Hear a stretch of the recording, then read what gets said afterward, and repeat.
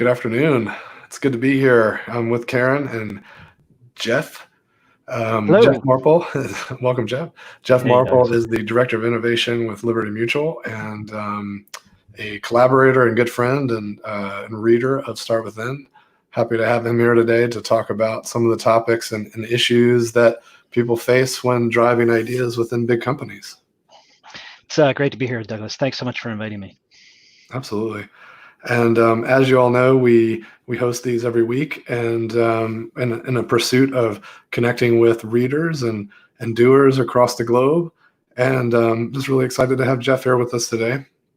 And before we kick things off, just wanted to mention that we are aware of the situation we are in politically and socially right now in the U.S. and more broadly globally. I think as we've connected with peers across the earth, we've seen that everyone's watching and everyone's experiencing this through different lenses and different experiences. And we just Karen and I spoke about this earlier and just wanted to make sure to send the message that we're watching, observing, and doing what we can to play our role in this transformation that the nation's experiencing, and just wanted to speak to this for a moment and hold space for it. And so, Jeff, I know that you must be experiencing stuff up there in the Northeast as well. Yeah. So I live in Maine, which hasn't had near the amount of unrest that other parts of the country have had for many reasons. Yeah. So I guess my take on all of this is I've been embarrassingly reminded that I'm pretty ignorant to what a lot of people are going through, and I'm really not exposed to, and many people in New England are not exposed to. I won't say everyone, because that's definitely not the case, but at least in my life, not something that I really have to deal with every day. And it's been it makes you step back for a second and think about how much you don't know, which is always a humiliating place to be. So I'm trying to learn, listen, and learn more about what I don't know, which is a lot. And I think that's really sincere and echoes a lot of what I've been going through as well. And I heard this Maya Angelou quote.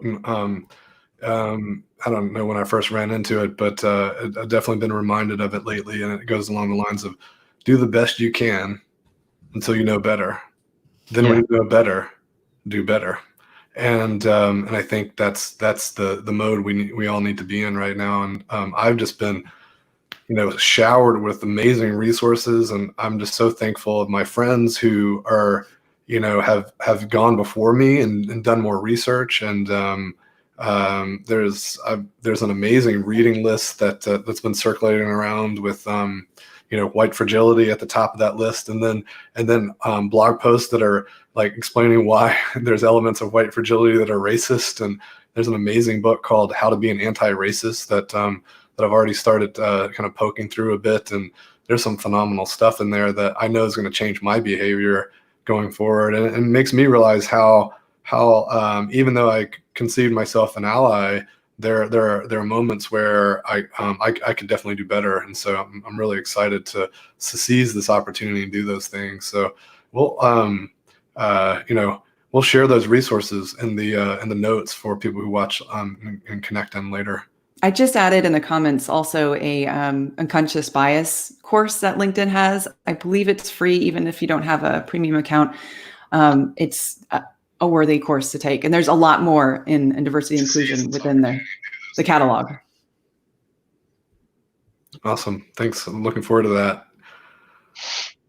So Jeff, thinking about resources and how are you kind of leveling up your game as far as staying focused on the work that needs to be done? And because I find it a bit hard to even focus on the important work that the company's expecting of me, and then supporting the community and just balancing those things. So so any tools or things that you found in this kind of COVID time, because we have multiple things going on, right? We've got this need to shift to more virtual work. We have this the supporting our friends that are out there fighting the good fight, and so I'm just kind of curious what other things you're finding in this kind of virtual collaboration space, or just being able to get work done.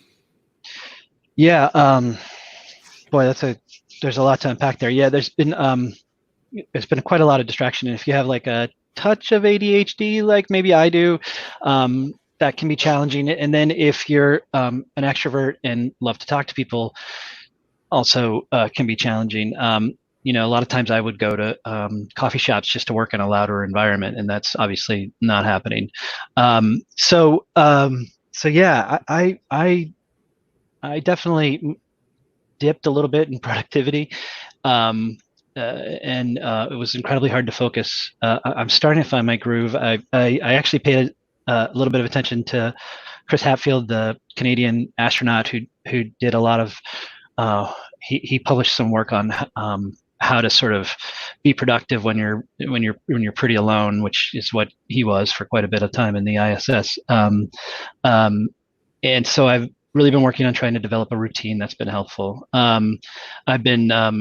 I've been using the Pomodoro technique a lot. That's helping me sort of bunch up my work into small amounts to stay on target and knock things out. But then additionally, I'm really noticing that that webinars and Zoom calls and video calls is just requiring a tremendous amount of listening, and there's not a lot of interactivity going on. So I've been thinking about different ways to make things more interactive. I know Mural. We've been taking a hard look at them as a tool to use to help be interactive. We're trying that out, and that's working pretty well for us so far. I've been doing more one-on-one phone calls as opposed to maybe text messages, just to try to connect that way a little bit, as opposed to group phone calls, which can be so awkward. Other than that, I'm open to ideas. I did a lot of work with planned, unplanned drive-bys and drop-bys, and I would get a lot of ideas just by being around a lot of different people. And I'm having to shift that up and try to figure out how to do a virtual drop-by in order to move something through somebody's decision process or whatever it is. So yeah, that's kind of how I've been navigating, which I wouldn't say is I've got miles to go, Douglas.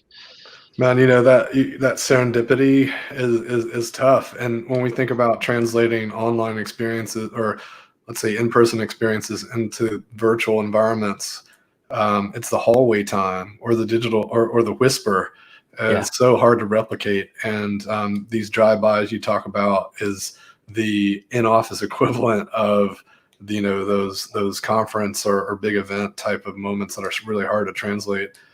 Karen and I were on a panel for a virtual summit, not I guess it was a couple of weeks ago now, and one gentleman was sharing a technique they've been using, and I'd heard of teams doing this before, where it's like you just have the meeting open in the background, almost like it's like you got the radio on in the background, and it's not meant to be your focal point, but if someone has a quick question, they could shout it out. So it's almost like Slack being there, that you can ping anyone, but someone could verbally jump out. And I think part of the problem is, you're trying to replicate people being in a cube near each other or whatever.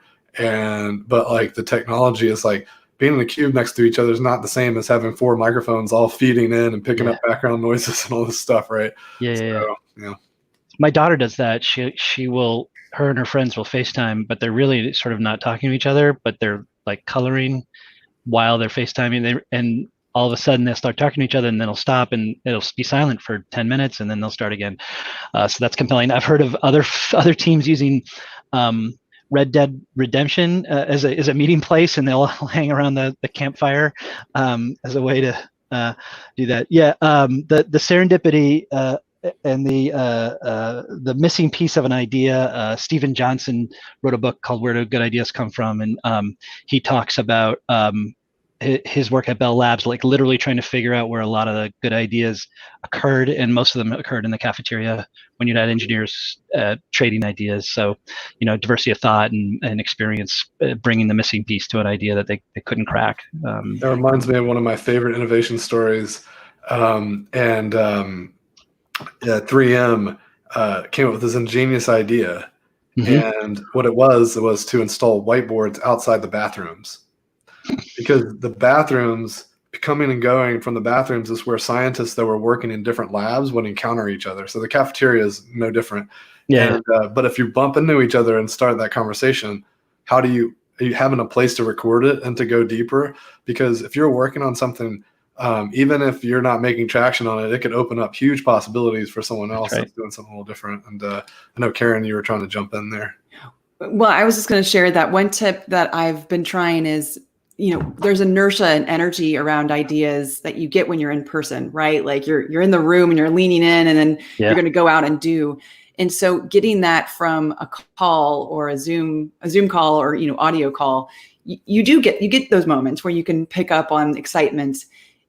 There's discipline in ending that and saying, all right, what are we going to go do about it right now? Versus what you would have done in person, which is you kind of naturally would have gone off in your corners and done some research and then met back in the cafeteria or the coffee spot, whatever, to talk about it again. You don't have those moments. So it's capitalizing on that inertia and creating the next time you're going to talk about it and the next thing you're going to do, rather than waiting for it to evolve naturally. So being really mindful about documenting and grabbing those next steps and sort of nailing down that idea, turning it from an idea to a plan. Karen, is that kind of what you're saying? It's instead of letting it happen naturally in person and evolve, it's putting milestones. It's okay that it falls apart and doesn't come through, but it's not losing that inertia and energy in that moment to dissipate because of, the next meeting that you jump into is a drag. Yeah. Cool. So in thinking about the work that you're doing, tell me more about what your very specific innovation role in what you do and how legal tech plays into all of that at Liberty Mutual. Like what does that entail? Sure. So I'm the director of innovation for legal at Liberty Mutual. There's other innovation activities that occur at different parts of the business around Liberty that don't have anything to do with legal. So that's the first part.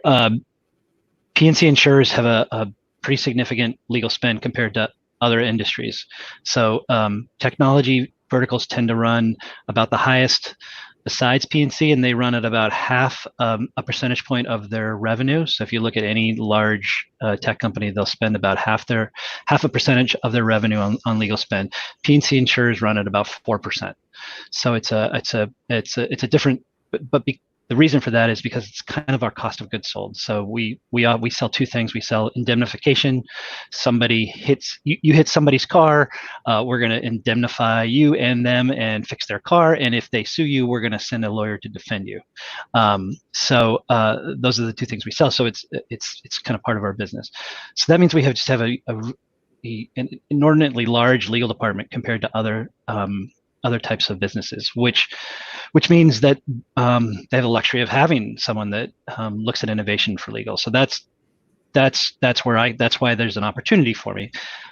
What I do there is twofold. I explore, design, investigate, test, and even implement new technology processes or business models that help our legal professionals do a better job, better being qualified in multiple different ways. So quicker, faster, happier, higher quality, you name it, whatever the situation might be.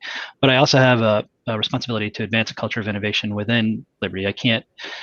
Within legal, I can't find everything for everybody, and I'm not that good, nor you're looking at the whole innovation department. This is it. So I try to help our attorneys and paras and business analysts try to figure out ways to help themselves as well. So thinking about things in new ways. So I get to play with a lot of new toys. and try them out, see if they work, educate the group on it, and then help other folks sort of think about designing new solutions for themselves as well. So Jeff, I think we're kind of coming up on the end of our live stream here. Okay. And I wanted to just get some feedback from you, or just get some insights from you here, because I one thing I've been fascinated by since we first met is like you seem to always have your finger on some kind of cool new tool or some kind of cool new tech that you're just tracking it. And so what's your latest obsession? My latest obsession. Well, I mean, right now I've really fell into the whole sourdough bread baking thing. So, but that doesn't really qualify. So that's just me being a cliche. I had a friend that was like tired of he's really into cooking with his family and really into baking, and he got tired of the rationing, so he ordered a 50-pound bag of flour, because I ordered a 50-pound bag of flour and a big bucket. I guess there's like because you have to have a storage. You have to So it was an incredibly expensive event because I had to buy a ton of flour, and then I realized, oh no, I don't have any place to put the flour, so I had to buy all this restaurant supply stuff. Yeah, that's probably not what you want to hear, but yeah, I went down a rabbit hole on baking and all the craziness around it. I love to cook, but I was never a great baker, and I've tried to brush up on that skill. I think it's beautiful that you brought that up, because we in the book we don't really judge like what kind of ideas you might have, and so if you want to bake more sourdough, these techniques could still apply, right? It's like planning and taking action on anything that you want to be passionate about and institute change is cool. But so sourdough bread, yeah. No, I mean, other emerging technology, a lot of it is very legal focused, but I guess the thing that I've been thinking about a lot lately is digital transactions. And for years I've heard consultants talk to, I've been at various roles at Liberty across the organization about digital transformation, which just sounded like, I didn't know what it meant. And it just sounded like consultancy talk. And I think I finally understand what that means, at least in one aspect from a legal perspective. I've been thinking about data first, document second, that we're very document focused, especially in legal, but across the board. And yeah, we're paperless, but everything's in a document. It's like I have all this data trapped in these tiny jails called PDFs and .docs. So how do I change the paradigm? Like we moved to computers, and the best model that we had was folders and documents and desktops, which was great, and it allowed us to move into computers, and we've done so much with that. But now I need people to think about things a little bit differently, and think about like that the document isn't king, but that the content of the document is king, and that the document is just literally a way that you can consume it. So if I say have a contract, I want to generate that contract digitally, meaning I want to store all the contents of that contract in a database. What are the terms? What's the language? Who are the parties? When was it signed, et cetera? Now, if I'm going to negotiate that, I want the negotiation to be digital as well, as opposed to red lines on a Word document. I want that to happen in a digital space, so that I can understand that we started here and we finished here. And I want to see every iteration in between, right? I want a history of those negotiations, and I want that all in one spot. And then when it's signed, I want to pick up that digital signature. And then I have all that information, and nobody ever has to go and read a document again. I can just query a database to understand what our contractual obligations are. And if I can do that, I can do a lot of things. So I can start to execute that document digitally, which means I could perhaps transfer money, move assets around, transfer liability, you name it, all sorts of stuff. So it's not one particular tech, Douglas, but that is something that I'm thinking a lot about right now from a Liberty legal perspective. Makes total sense from given your purview and the needs of the organization. And it strikes me like as you were describing this data being kind of prisoners of this of these constructs or these structures, it makes me think that there's this discipline of data liberation. Yes, it's data liberation. That's right. What's interesting is there's a huge industry that's being built up right now to do extraction of those documents and to turn it into structured data.